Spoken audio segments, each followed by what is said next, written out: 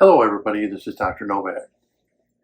In this video I want to talk about, well, something that comes up every so often where hobbyists make mention of different things that they've been told. And in this hobby we have two camps of thinking. Now a long time ago, we're talking 60 years ago, people usually had a routine of how they would set up an aquarium. You just followed the directions and you set it up, and this is what your aquarium store would sell you, your pet store, wherever you would go, and it was usually the same thing. This is the way you would set it up, and that's all there was to it. Very plain and simple. And around in the 80s, that changed, where people decided that they didn't want to go with science anymore. Now, the first way of doing things involved science, and you could read in any older book or anything, the whole logic behind everything was to treat your substrate as a biological filter, and they said how to do it because they used it off of science that was used for your sewage treatment facilities or your wastewater management facilities. Very simple. It was based off of science. Once people forego that because they were told, well, you don't have to do it that way. But the changeover happened because of a lot of reasons. Not only mistakes were made, but also commerce. And the change was made because people found out that they could make more money by doing it a different way. Basically, the new word that's being used today is people were gaslighted.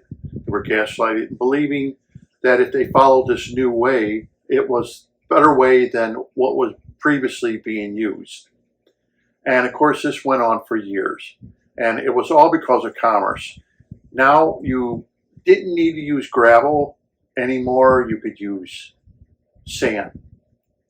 And sand was already proven to be a big problem, but I won't get into that in this video. But sand. And the reason they went with sand is because it was cheap. Go to any hardware store, buy a bag of sand, costs you $6, $7, and you got 60 pounds of sand. You can use pool sand, play sand. You can use blasting sand, whatever the hobbyist wanted. It was far, far cheaper than buying a bag of gravel at your local pet store. And of course, people moved away from that because that's what they told people. That's all you needed. You don't need to go out and buy the gravel. And right now, if you wanted to go to a store and buy gravel, you'd be hard pressed to find the different gravels we had when I was younger. You know, smaller gravel, the color gravel, the ones that look more realistic.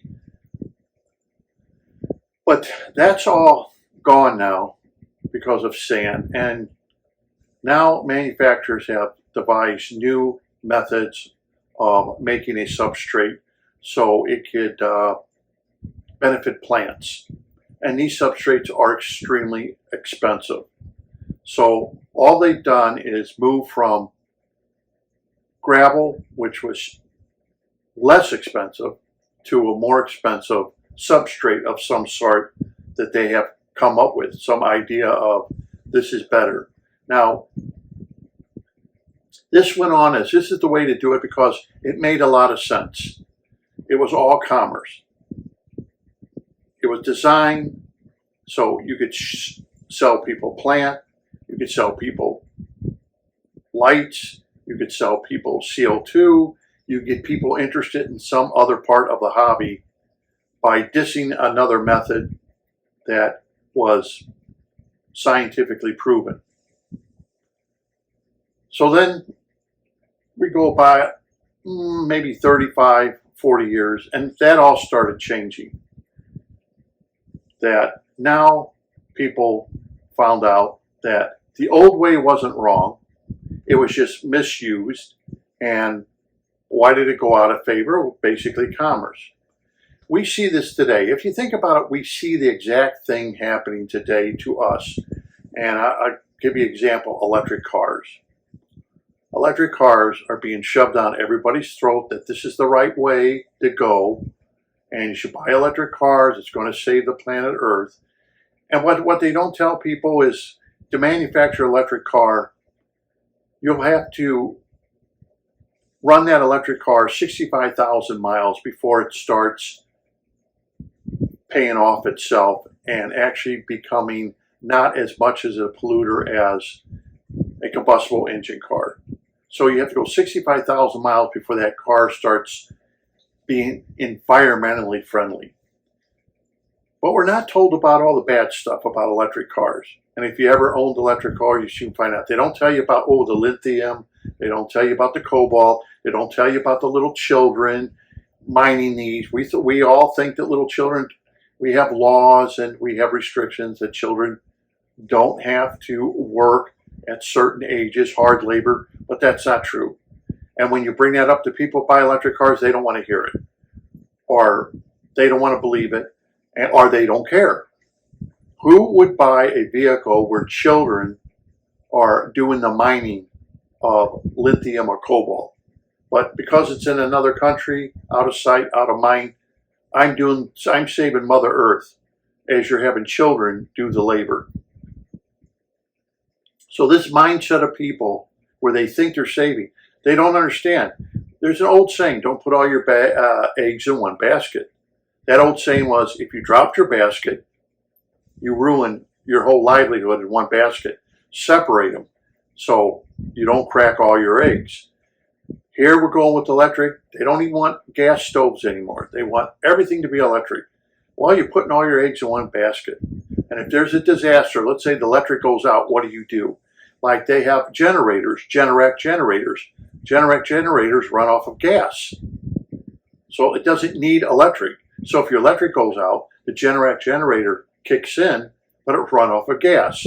So we need to keep an open mind to different forms that we use for energy. We have coal, we have gas, we have natural gas, we have electric, we have nuclear power. We need to keep an open mind to all these different things, hydrogen power, but we're not. Because we're closing the door on everything except our government is telling us electric, electric, electric. And if the electric goes out, you have no means to fall back on as an alternative source of keeping you warm in the winter or keeping your car going. And as we all know, if everything becomes electric, you're going to have the electric companies can dictate anything they want for a kilowatt hour of electricity, and you're going to pay it no matter what. Now we have choices. You can buy combustible engines, you can go out and buy electric. We have choices now. They want to take all those choices away. Kind of sounds like what happened to the fish hobby. We had choices, and then those choices stopped where we had one way of doing things. That's it, do it. It didn't matter whether it was bad or good, it just made people money. Well, today we have now choices. And these choices, like I have brought out over 35 years ago, let's say with the anoxic filter, people still to this day diss it, they hate it. And you got to think to yourself, why do you hate it so much? Excuse me. There's a lot of science behind it. The science that's behind it is the same science that they teach in our universities and colleges. Okay, they don't teach these other ways in universities and colleges because they don't work. This is the science they teach. Why they diss it. They diss it and they don't want to bring it out because it's got to be commerce. There's got to be a reason when people hate something so bad where they want to take away your choices of how to do things. And I get comments from people saying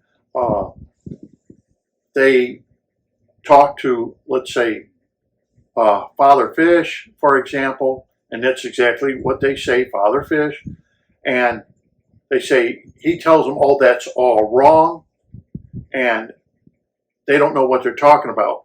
And one of the guys who were talking to me said, you know, I deal in hydroponics. The guy's, you know, he's actually dissing hydroponics and how we do things in hydroponics, you know, but that's wrong and I'm right. Well, you know, gaslighting people like that, constantly saying, you know, I'm right, that's wrong. That's not the way we should be doing things. We should be doing things in such a way where we have choices. And we should never narrow everything down to only one way of doing things, because one way of doing things is not the only way to success. And our main goal is to have the most ultimate success stories. But see, manufacturers know that when people get into this hobby, they're lucky if they last 3 years.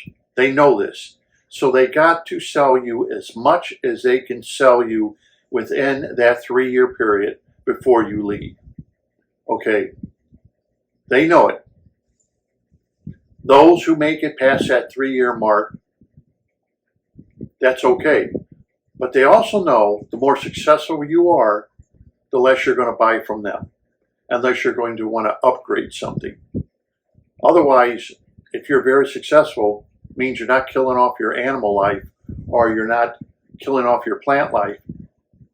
You're doing your thing and you're not buying anything from them anymore. That's why we have so many internet plant growers and everything selling plants. It was never like this. Basically, you got your plants from a store. That's it. There was no mail order for plants. Today, there's mail order for fish, mail order for plants. Go on the internet, you can go on Amazon. You can buy anything you want today.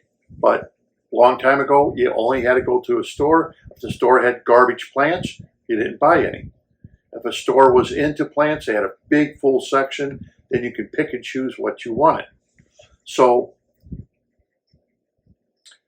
the whole point of it is, ever since I came out talking about the anoxic filters, I talked about plenums, and basically they were under gravel filters. They start misusing them. Okay, we found out what was wrong. We just corrected the problem. They work. They work with planted aquariums as well as they work with non-planted aquariums. You rely on bacteria. You don't have to rely on plants. Well, once you do that, then you're cutting into the plant business. Oh, you don't have to rely on plants? No. Okay, so you make your substrate as a biological filter. You mean I don't need sponge filters, and I don't need a canister filter, or I don't need any biological filter? Well, that cuts into commerce. You get what I mean? So people don't like that. You're cutting into their business. They can't sell you sponge filters and everything else because you already have your biological filter. So if you are going to buy a hang on the back filter, or if you are going to buy canister filter, let's say, or an in the tank box filter, basically those filters are mechanical filters. Because once you have your biological, you don't need any more biological. So it makes sense that you would only be buying something for mechanical needs. They don't want you doing that. They want you to keep buying biological because they know that once they've gotten rid of the way biological filters work through plenums, once they got rid of that, you are going to be more dependent upon brand new substrates that they're inventing, or brand new ways they're inventing hang on the back filters to create more biological. You ever notice that? All filters are geared towards biological. You notice that? Hang on the back, canister. They're all, ooh, how much biological filtration we can have. Because they've gotten away from just make your substrate biological and it will handle whatever you want. No, they've gotten away from that. So we have two camps now. Now people are going down two paths and they don't like it. And some people, why are they so mean and advocate that their way is the right way and that is it? Why are they being so mean with, with the fervor of, if you don't do it my way, you're completely wrong and I'm going to try to destroy you? Why? You have to think to yourself, why?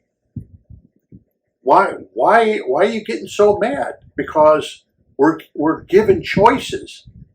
You know, doesn't it sound familiar how everybody wants to change everything to electric and they want to take away all our choices, right? And you have to ask why. Why are they dissing so much that we have choices over, and why are people just so mean about it? Really, they just are just, you have to do it my way. You just have to do it my way, or you're doing it wrong. And it's not that way. We have choices. And people have been geared for one way, but the thing of it is our public aquariums don't use that way either, the way us hobbyists do. They don't advocate the same thing us hobbyists use. They understand the whole thing, you know, of biological processes. They understand about the nitrogen cycle. They understand about wastewater management, that the nitrogen cycle involves anoxic conditions. They understand that. That's why they have marine biologists and stuff working at these public aquariums, where we as hobbyists have gotten away from that, and we're getting more into the equipment to take care of everything, all the insults that are coming into our aquarium. And that's great, because manufacturers now can sell bigger and better everything, and it will cost you more money. There is no upside to building a 20-gallon aquarium, let's say, or 29-gallon aquarium. You make a biological filter out of your substrate.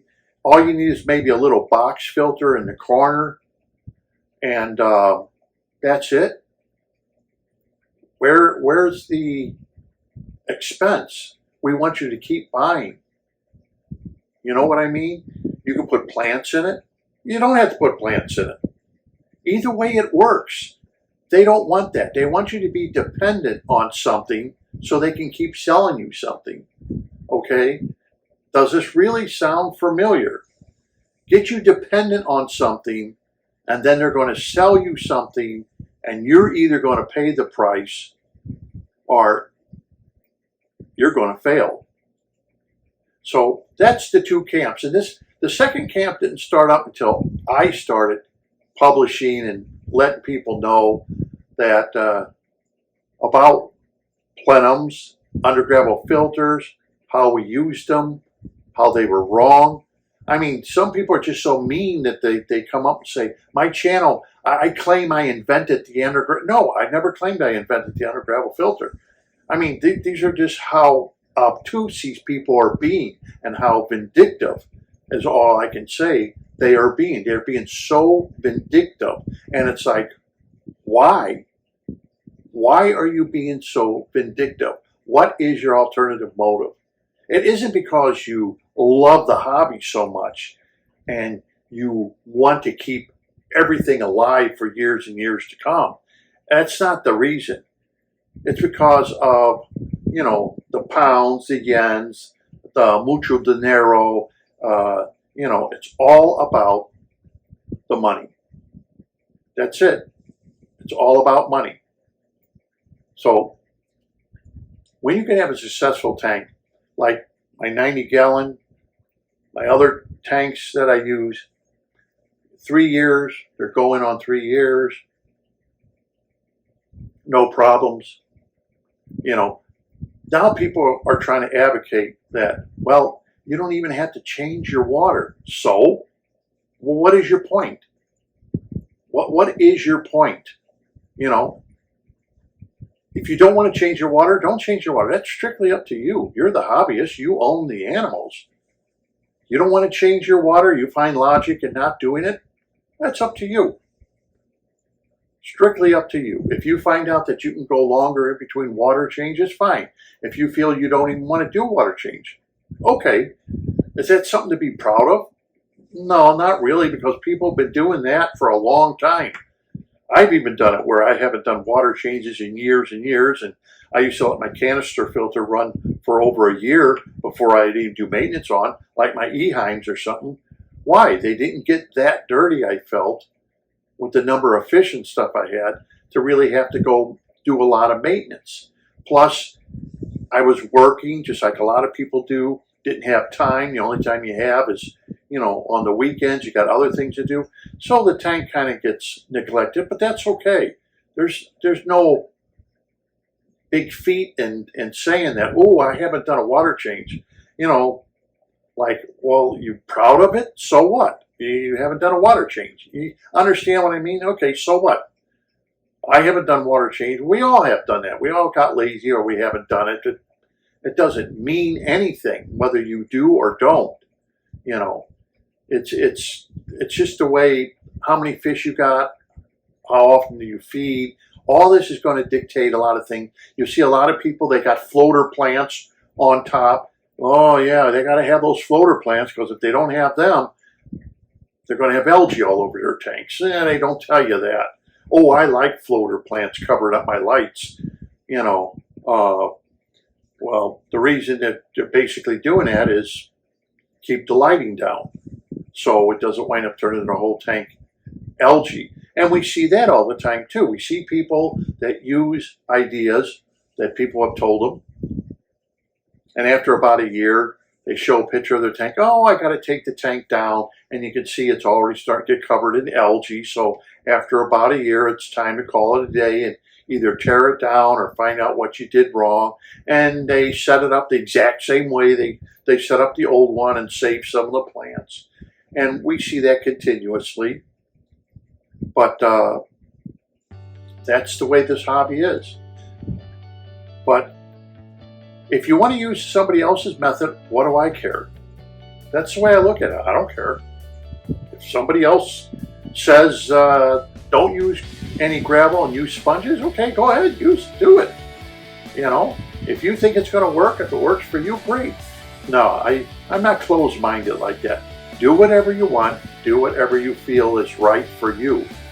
That's the main thing. They're your pets. If you want to clean your tank, do water changes, fine. They're your pets. They're not my pets. They're your pets. You do what you want. You try to be as successful as you can. And don't be one of those people that wind up dying after 3 years out of the hobby because you were not successful. So until next time, this is Dr. Novak. Happy fish keeping.